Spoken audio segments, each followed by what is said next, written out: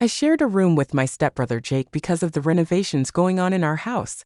My mom and dad had just remarried, and suddenly our family felt like a fragile puzzle trying to fit together. I never expected that sharing a room with Jake, someone I barely knew, would change everything.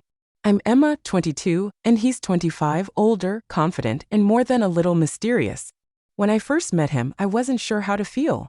He was polite, even friendly, but there was an edge beneath his calm that made me uneasy. At first, our relationship was distant but civil. We kept to ourselves mostly, sharing the space quietly, almost like strangers forced into the same box. I told myself it was just temporary, that this awkwardness would pass. But even in those first few days, I noticed little things, lingering glances, touches that felt like accidents but weren't. Jake would lean too close while talking or brush against me in ways that made my skin crawl but also stirred a confusing flutter inside.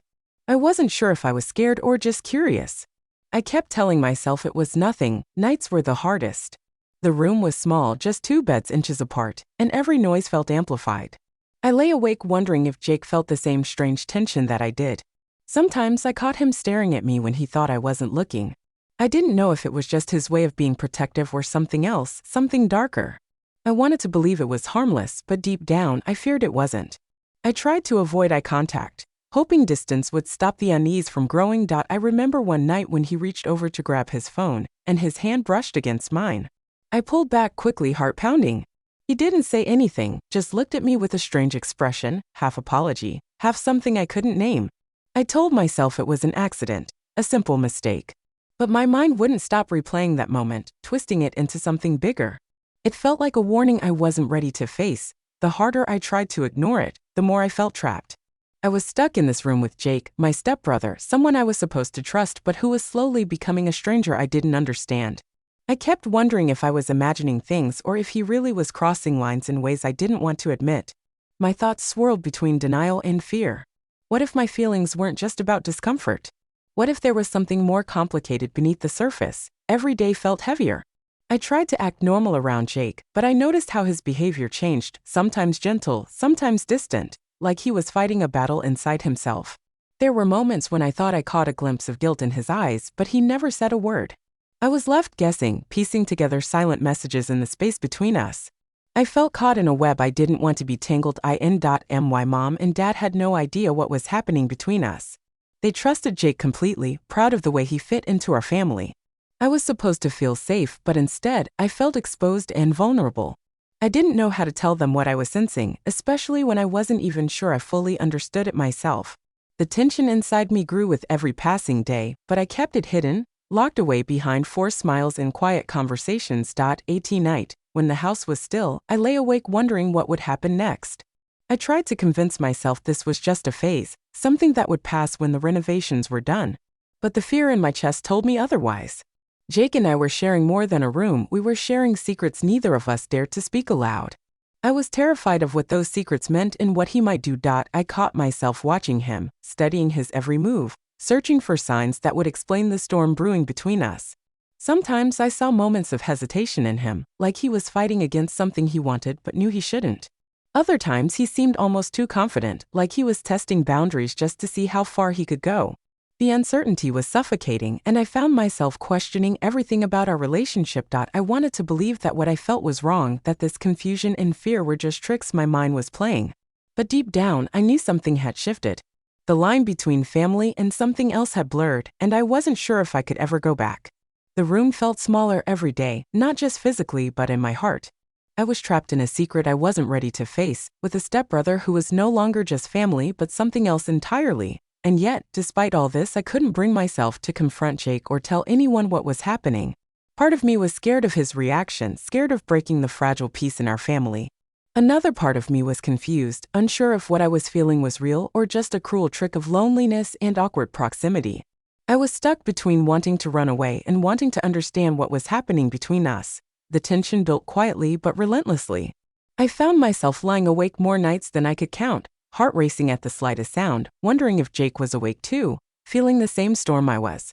The space between us grew charged, filled with things left unsaid and lines left uncrossed but trembling on the edge. I wanted to scream, to break free, but all I could do was lie still and hope the nightmare would end. I kept hoping that sharing a room was just a temporary inconvenience, that it wouldn't change everything. But deep down, I knew that once something like this starts, it never really goes away. The line between what's right and what's wrong was already fading, and I was powerless to stop it. The room wasn't just a space anymore, it was a battleground of secrets, fears, and forbidden feelings that threatened to unravel everything I thought I knew about family. It was thick and heavy when he reached over. At first, it felt like a small, hesitant touch, almost like a test, but it quickly became clear he wasn't stopping. His hand brushed against my arm, then slid lower, lingering where it shouldn't. I froze, heart pounding so hard I thought he'd hear it. My mind screamed at me to push him away, to shout, but my body betrayed me with silence. I wanted to pull back, to scream that this was wrong, but shock rooted me in place. Part of me wanted to believe it was a mistake, something I could forget. But it wasn't. The weight of his touch was deliberate, invasive. I could feel the conflict raging inside me, disgust, confusion, fear, all tangled with a twisted sense of something else I didn't want to admit. I felt trapped between wanting to escape and being frozen by disbelief. He looked at me then, eyes searching mine, as if asking for permission or forgiveness. I saw no apology there, only a hunger I didn't understand and maybe didn't want to. The air between us was charged with something I couldn't name, something dangerous. I wanted to pull away, but the room felt smaller than ever, and I couldn't find the words or the strength. I was suddenly powerless, caught in a moment I never imagined would come. After that night, everything changed, but nothing was said.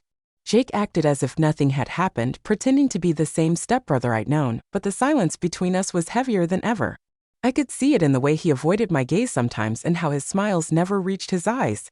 There was guilt there, or maybe denial, but he kept his distance, making me question everything.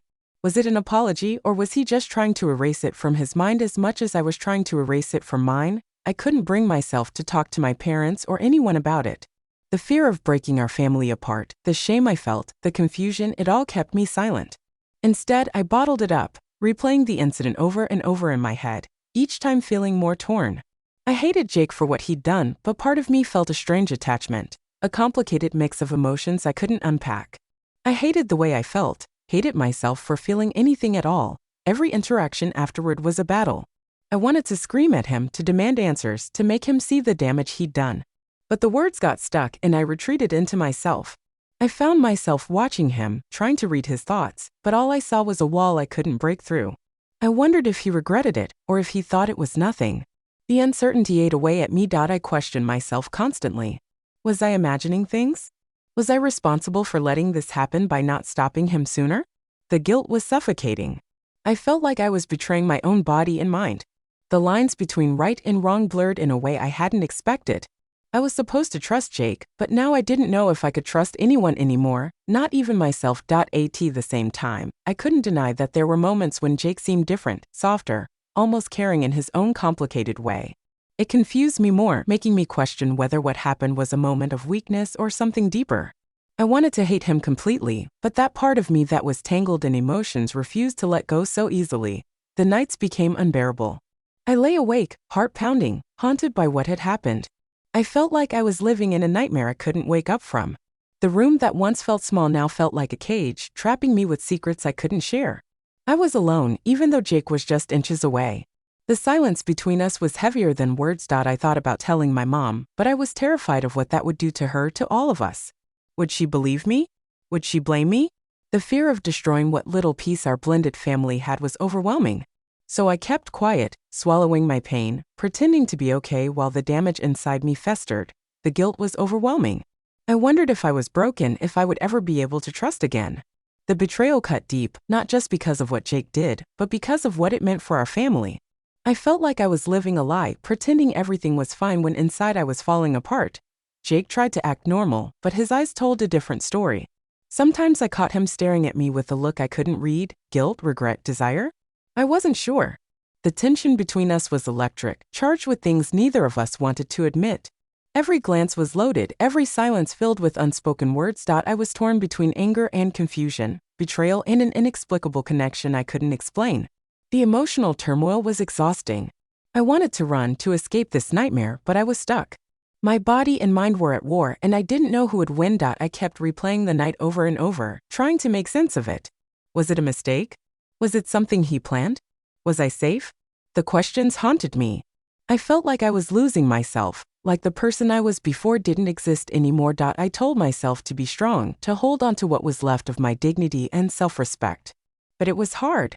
Every day was a struggle, every moment a test of will. I was trying to find a way to move forward, but the weight of what happened was crushing. I didn't know what the future held for us or for our family. All I knew was that nothing would ever be the same again. The line had been crossed and there was no going back. The silence between Jake and me was filled with everything we couldn't say, everything we were too afraid to face, and in that silence I was left alone with my fear, my confusion, and a secret that would haunt me for a long time. After that night, everything changed, but no one else knew. I kept the secret buried deep inside, afraid to shatter the fragile piece our family was trying to hold onto. Jake and I shared the same space, but there was a distance between us now thick and impenetrable. I avoided his gaze, ignored the moments when he tried to reach out, and kept my walls up as high as I could. It wasn't easy. Every interaction felt like walking on a tightrope, trying not to fall apart or reveal what was really happening. The house, once filled with the hopeful chaos of blending families, grew quieter, heavier. I watched my mom, Karen, smile and try to keep things normal, oblivious to the storm beneath the surface. My dad, Mark, was equally unaware, trusting that Jake was just a good stepbrother trying to fit in. But I couldn't pretend anymore. I was slipping away, losing pieces of myself every day I stayed silent. Jake tried to act like nothing had happened, but I saw through the cracks. There were moments when he looked at me with a flicker of regret, or was it guilt?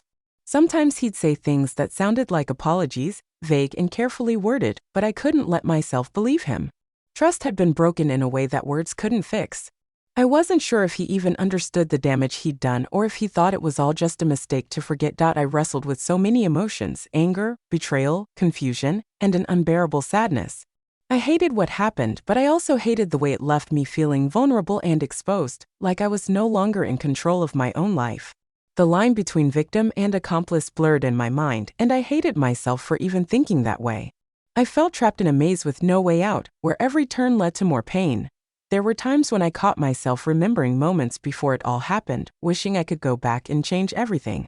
I thought about how fragile our family was and how one secret could tear it apart completely.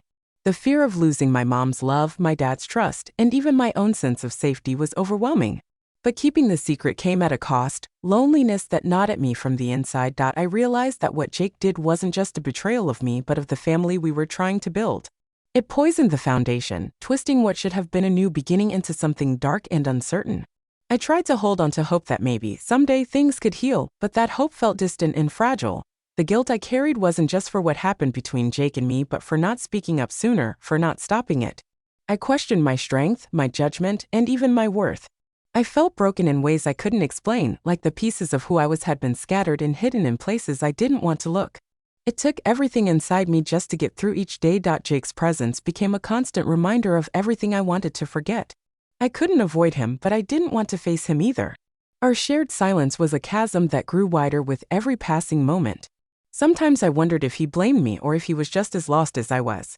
But I knew one thing for sure: we could never go back to the way things were. I spent many nights reflecting on what infidelity really meant in our situation.